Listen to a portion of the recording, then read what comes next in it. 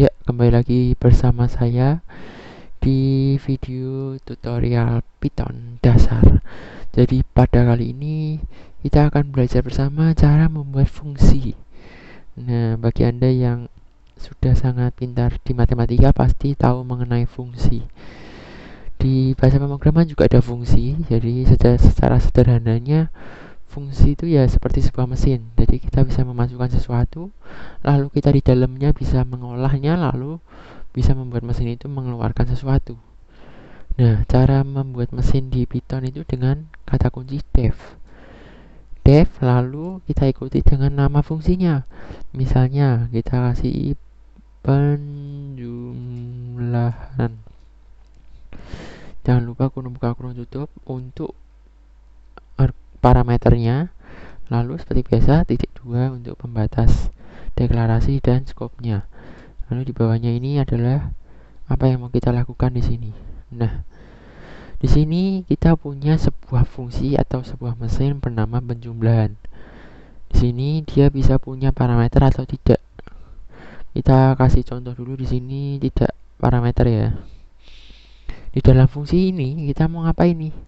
Kita mau cetak nama misalnya.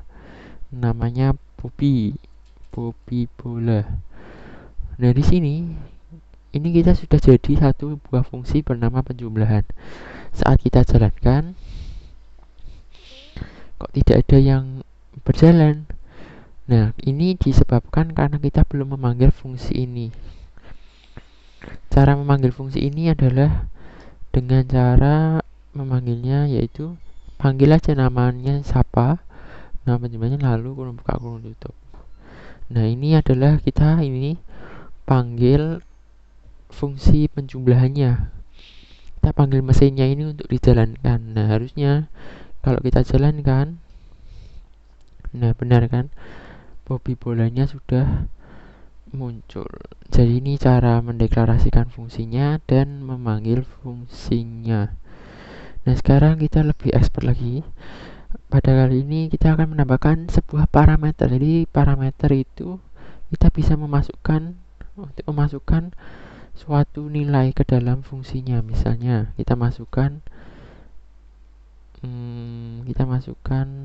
A di sini ya, dan di sini B. Nah, A dan B ini adalah variabel ya kan, variabel yang ada di parameter. Nah, kita coba panggil. Nah, error kan, ada error to require positional argument. Jadi ini kan ada parameter 2, jadi dia minta sebuah nilai itu 2 macam, sedangkan di saat kita manggil kita tidak melemparkan nilainya. Nilai ini disebut dengan argumen. Nah, gimana biar tidak error? Ya udah, kita passing aja 2 nilai. Misalnya kita passing 10 dan 10. 10 ini sebagai A dan 10 ini sebagai B. Lalu kita jalankan, oke, tidak error kan? Langsung muncul Bobby bola. Nah, karena di sini penjumlahan, jadi apa yang kita harus lakukan ini? Karena kita sudah punya variabel di parameter A dan B, maka kita bisa panggil buat variabel kosong nih, variabel C, lalu kita jumlahkan kan, karena kita mau A dan B ini dijumlahkan. Nah, selanjutnya apa yang harus kita lakukan? Kita cetak nilai hasil penjumlahannya ya kan. Penjumlahannya ditampung di mana? Ditampung di C kan. Jadi kita keluarkan hasil penjumlahannya. Misalnya sekarang 10 ini masuk ke sini, 10 lalu diambil di sini, 10 ditambah 10 dimasukkan ke dalam C hasilnya, lalu kita keluarkan C, maka akan menghasilkan 20. Nah, ini fungsi penjumlahan kita sudah berhasil. Nah, argumen ini tidak harus 2, bisa 1, bisa 2, bisa 3, bisa 4, bisa 5, dan masih banyak lagi, terserah Anda mau berapa. Yang pasti kalau Anda sudah setting parameter, argumennya juga harus sesuai. Anda setting 3 juga harus 3. Oke, seperti itu.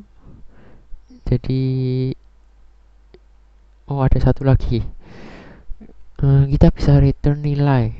Misalnya kita return aja nilainya. Di sini return C. Nah, return ini artinya mesin ini akan bakal, kalau tadi kan print kan kita mencetak nilainya kan. Kalau return ini kita akan mengembalikan nilainya. Jadi setelah kita panggil, dia ini akan mengeluarkan nilai C, ya kan? Nah, ini kan melayang-layang ini nilai C-nya kalau dikembalikan. Ya udah kita tangkap aja di sini pakai variabel tangkap misalnya. Pakai variabel tangkap kita ambil, jadi karena ini mengeluarkan nilai C, nah ini nilai C-nya kita masukkan ke variabel tangkap. Lalu setelah kita masukkan ke variabel tangkap, kita print variabel tangkapnya.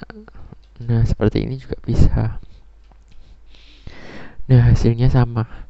Bedanya kalau tadi print itu kita cetak di dalam fungsinya, fungsinya yang melakukan pencetakan. Kalau ini fungsinya mengembalikan nilai, lalu nilainya ditangkap oleh variabel tangkap, baru variabel tangkapnya kita cetak.